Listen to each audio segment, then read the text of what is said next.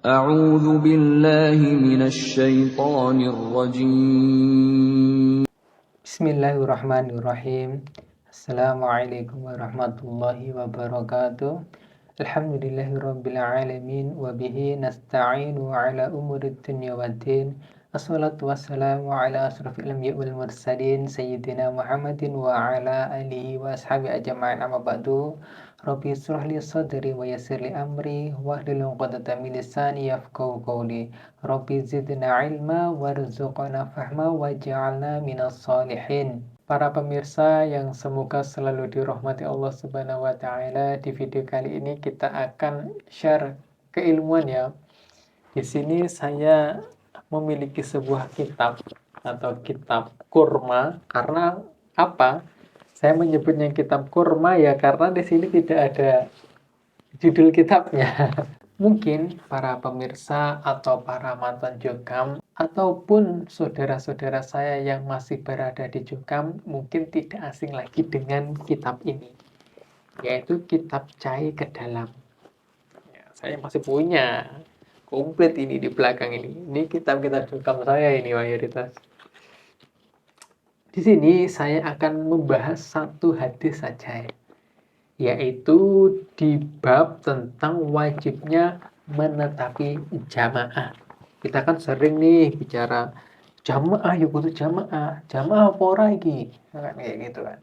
Seakan-akan kalau tidak ikut mereka itu tidak berjamaah. Makanya kita baca terlebih dahulu ya. Di sini di kitab Cai tahun 2019 di halaman 29 ya, kitab Cai ke Dalam di halaman 29 ini ada hadis yang berbunyi ana amurukum bi khamsin Allahu amaroni bihinna bil jamaati. Ya kan, kita sering nih dengar kata ini.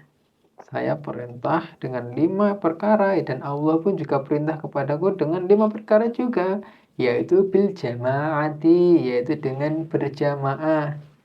Nah, maksud dari Jokam atau yang ditafsirkan oleh Jokam atau yang dipahami oleh Jokam yaitu beramir, berbaiat dan juga taat. Seperti itu kan? Makanya saya juga penasaran dengan hadis ini. Maksudnya seperti apa? Kan dulu itu kita itu kan masih keterbatasan informasi ya, sulit untuk ngaji. Karena apa? Kompetensi guru-guru kita itu juga kurang lebih juga sama, tidak bisa bahasa Arab dan juga tidak bisa keilmuan disiplin ilmu yang lain. Ya, gitu.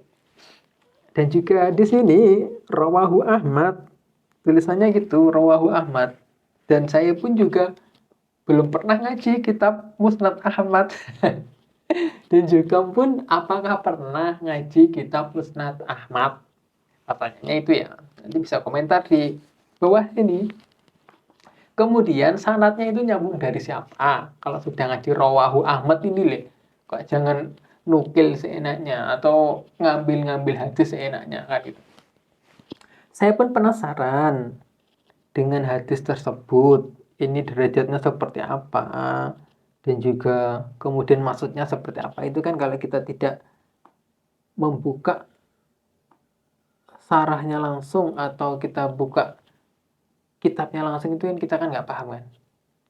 Makanya karena ada fasilitas internet ya sekarang, mungkin di zaman dulu itu sulit ya, atau mungkin sudah ada, kita aja yang tidak tahu atau tidak tahu bagaimana mengaksesnya kan. Nah, ketemu ini, kita buka di aplikasi atau di link Maktabah Al-Islamiyah. Nanti bisa dicari sendiri ya. Mungkin teman-teman pemirsa ini pengen tahu, atau mantan-mantan Jokam pengen tahu, ataupun saudara-saudara saya masih Jokam, coba belajar. Nah, coba belajar. Coba kepo, bagaimana sih caranya mencari? Sudah saya kasih tahu bahwa ini berada di Maktabah Al-Islamiyah. Ini langsung saya bacakan syarahnya ya. Apa maksud dari bil jamaati? Ainil Harithi al-Ashari kola berkata siapa al-musonifu musonif atau pengarang kitab. Huwa Dia adalah Al-Harits ibnu Harits. Dia adalah Haris, anak lanangnya Haris Al-Asy'ari. Ini sebagai badal ini yu'addu fisyamiyin, dan dia itu tergolong dari bangsa Syam. Rawa meriwayatkan anhu darinya siapa Abu Salamin Al-Habasyiyu, Abu Salam Al-Habasyi, wa ghairuhu, dan selainnya. Qala berkata siapa Abu Salam, Qala berkata siapa Rasulullah sallallahu alaihi wasallam, amurukum bi khamsin, aku perintah bi khamsin dengan 5 perkara. Ini fi'il mudhari yang huruf mudhari'ahnya awalnya yaitu alif atau fa'il ana. Kum ini sebagai maf'ul bih. Nanti ngaji nahwu shorof ya. Jika pengen tahu seperti ini, bi khamsin ini jar majrur dengan 5 perkara. Ai tafsirnya atau maksudnya aku Nabi, bi khamsin dengan 5 hal. Kemudian sifat yang pertama yaitu bil jama'ati. Ya, ini yang kita cari, yang kita bahas cuman ini ya. Kemudian sifat yang pertama yaitu bi jama'ati. Ai maksudnya bittiba'i ijma'i jama'atil muslimina. Ai di sini adalah harfu tafsir, yaitu kata penjelas, bittiba'i ijma'i jama'atil muslimin, yaitu dengan mengikuti kesepakatan kelompok jamaah atau kelompok orang-orang muslim, al-muslimina. Ya, kalau kedudukannya rofa itu dibaca al-muslimuna, karena ini kedudukannya adalah majrur, maka dibaca al-muslimina, yaitu menunjukkan siapa jamaahnya. Wal i'tiqadi, dan keyakinan. Al-qauli ucapan. Al-amali perbuatan. Al-muta'alliqi biddin, yaitu berkaitan dengan agama, yaitu mengikuti jamaah para kaum muslimin berupa keyakinan, ucapan, dan juga perbuatannya yang berkaitan dengan agama. Kemudian Qala berkata siapa At-Tibyu. Siapa ini Imam At-Tibyu? Kita baca ya identitas ringkasnya, yaitu nama lengkapnya adalah Abul Qasim Mahmud bin Abdurrahman At-Tibyu. Nah, berarti namanya Abul Qasim Ibnu Abdurrahman At-Tibyu, itu dari bangsa Tibet tidak, atau bangsa mana ini? Wafat sekitar tahun 743 Hijriah atau 1342 Masehi. Ya, ini beliau ini ulama kholaf ini. Mazhabnya kemungkinan besar ada Syafi'i dalam fikih, keilmuan ahli dalam ilmu hadis, balaghah, dan juga tafsir. Kita itu mengikuti Al-Quran dan juga hadis dengan pemahaman para salafus soleh.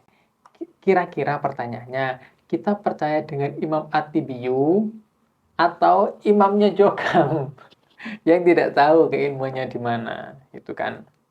Beliau menjelaskan Imam At-Tibyu al-muradu, penjelasannya bil jama'atis sahabatu atau bi jama'atis sahabat, yaitu yang dimaksud sahabat. Al-muradnya dari bil jama'ah iku as-sahabatu, yaitu sahabat. Jadi yang dimaksud dari jamaah adalah para sahabat.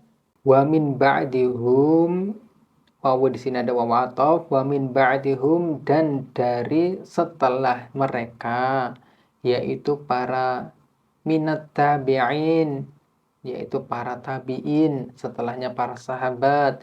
Wa tabi'it tabi'in minas salafis sholihin, yaitu pengikutnya tabi'in dari generasi terdahulu yang soleh. Ai maksudnya amurukum, aku perintah pada kalian, bitamasuki dengan berpegang teguh, bihadihim dengan petunjuk mereka, wasirotihim dan jalan mereka, yaitu petunjuk dan jalannya para sahabat, para tabi'in dan tabi'ut tabi'in. Wal inkhirati dan bergabung fi zimmatihim dalam perlindungan mereka, yaitu diperintahkan supaya mengikuti para sahabat, para tabi'in dan juga para tabi'ut tabi'in minas salafus sholihin. Kita itu tidak berjumpa dengan mereka, kita tidak berjumpa dengan Nabi, kita tidak bertemu dengan tabi'in, tidak bertemu dengan tabi'ut tabi'in, dan juga ulama-ulama salafus sholih itu kita tidak menjumpai. Akan tetapi mereka, para ulama itu menulis pemikirannya itu di dalam sebuah kitab. Kalau kita itu tidak mengambil penjelasan para ulama salafus sholih, lantas kita mau mengikuti penjelasan mana? Dan bahkan kita itu tahu hadis ini itu sahih, hasan, dhaif itu ya dari ulama loh. Benar nggak? Coba kita pikir. Tanpa ulama itu kita tidak tahu derajat hadis ini sahih, derajat ini hasan. Apalagi penjelasan sarah sebuah matan hadis atau isi kandungan hadis itu kalau tidak dijelaskan oleh para ulama itu kita tidak tahu. Jadi kita itu butuh penjelasan para ulama. Karena apa? Al ulama warasatul anbiya. Ya, mereka itu yang lebih paham Al-Quran dan juga Al-Hadis. Kan Bapak Imam kita yang katanya itu sanadnya bersambung. Kalau klaim itu ya siapapun bisa ngeklaim. Tetapi di sini saya tunjukkan ada penjelasan para salafus soleh tentang yang dimaksud dengan berjamaah. Ya, sekarang tugas Anda.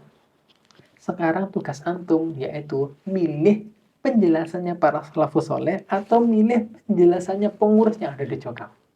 Mungkin cukup sekian di video kali ini. Mohon maaf jika videonya agak terlalu panjang. Semoga di video ini bisa menjadikan wasilah saudara-saudara kita untuk terbuka pemikirannya. Syukran ala ihtimamikum. Jazakumullah khairan wa barakallahu fikum. Assalamualaikum warahmatullahi wabarakatuh.